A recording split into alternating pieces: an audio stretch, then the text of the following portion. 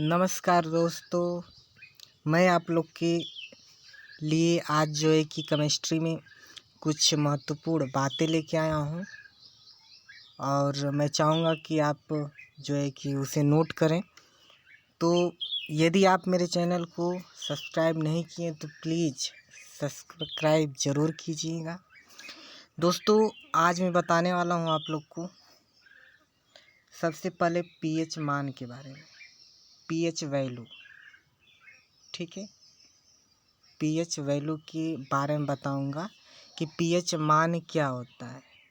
दोस्तों, पीएच मान के बारे में बताने से पहले हम ये जानेंगे कि पीएच मान किसके द्वारा हम निकालते हैं, कैसे ज्ञात करते हैं। तो पीएच मान ज्ञात करने के लिए पीएच स्केल होता है। पीएच स्केल के द्वारा जो है कि हम पीएच मान ज्ञात करते हैं। दोस्तों, पीएच स्केल के जो फादर थे, मतलब जो जनक थे, वह सोरेनसन थे। मतलब सोरेनसन करके एक वैज्ञानिक थे जिन्होंने पीएच स्केल की खोज की, पीएच स्केल का निर्माण किया। ठीक है दोस्तों, मैं बता दूं कि जो पीएच स्केल होता है, पीएच स्केल का टोटल जो रेंज होता है, वह आपका 0 से 14 होता है। यानी कि 0 से 14 तक पीएच स्केल का रेंज होता है, ठीक है। तो आइए हम जानें कि जो ये वैल्यू होता है 0 से 14 तक रेंज के रूप में, वो किसका मान होता है। दोस्तों, 7 से कम जो भी वैल्यू हो, मतलब किसी भी पदार्थ का मान यदि पीएच स्केल में 7 से कम हो तो उस कंडीशन में वह पदार्थ आपका अम्लीय होता है। ठीक है,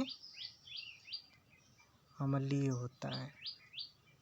मतलब ये कि किसी भी पदार्थ का मान, मतलब पीएच मान यदि 7 से कम हो तो उसे अम्लीय कहते हैं या अम्लीय पदार्थ कहते हैं। ठीक है, और यदि किसी पदार्थ का मान 7 हो, तो वह पदार्थ उदासीन होता है। वह पदार्थ आपका उदासीन होता है दोस्तों। ठीक है, किसी भी पदार्थ का मान यदि 7 हो तो वह पदार्थ आपका उदासीन होता है।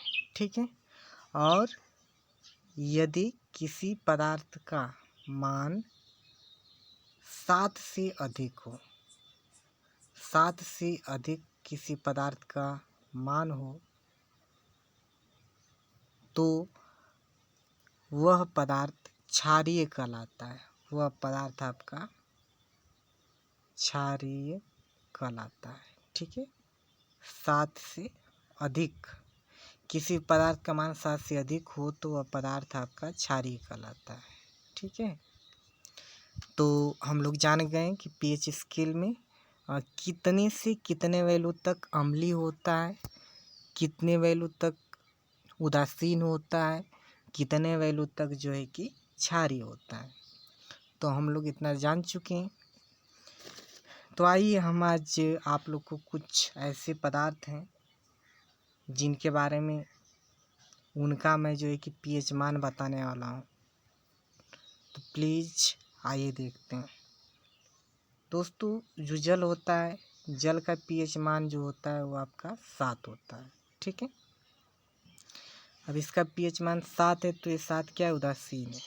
ठीक है जी, आइए आगे देखते हैं।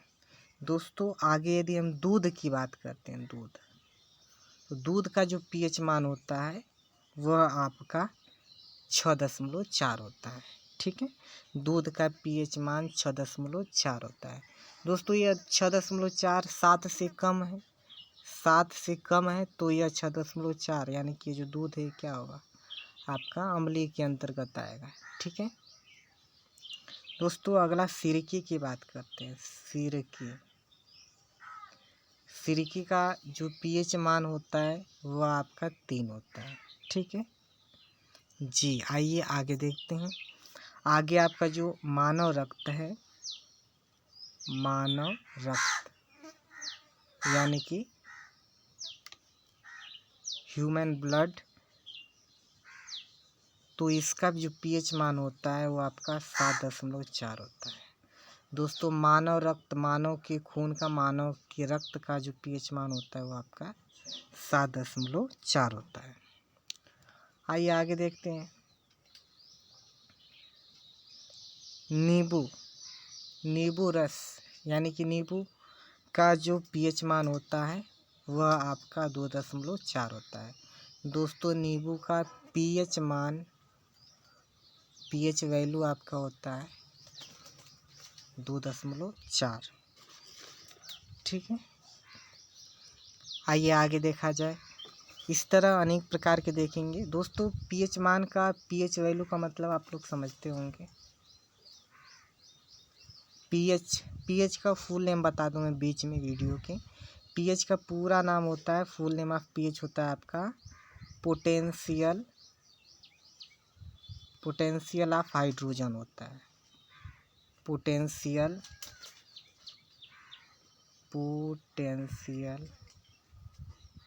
ऑफ हाइड्रोजन होता है। ठीक है, तो पीएच का पूरा नाम पोटेंशियल ऑफ हाइड्रोजन होता है, यानी कि हाइड्रोजन विभव हिंदी में कहते हैं। ठीक है,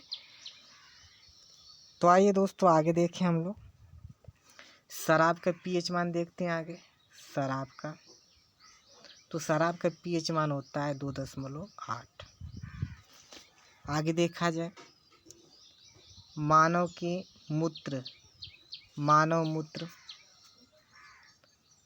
मूत्र का जो पीएच मान होता है दोस्तों वह 4.8 से 8.4 के बीच होता है। दोस्तों मानव मूत्र का जो पीएच मान होता है वह 4.8 से 8.4 के बीच में मानव मूत्र का पीएच मान होता है। ठीक है, समुद्र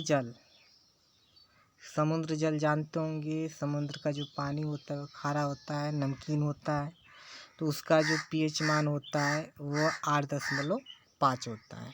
ठीक है, आइए दोस्तों आंसू का पीएच मान देखें, यानी कि जो आँख में से आंसू निकलता है उसका पीएच मान, तो उसका पीएच मान आपका 7.4 होता है। दोस्तों मानव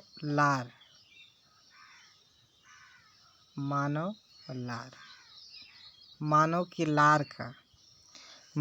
लार का जो पीएच मान होता है वह 6.5 से 7.5 होता है।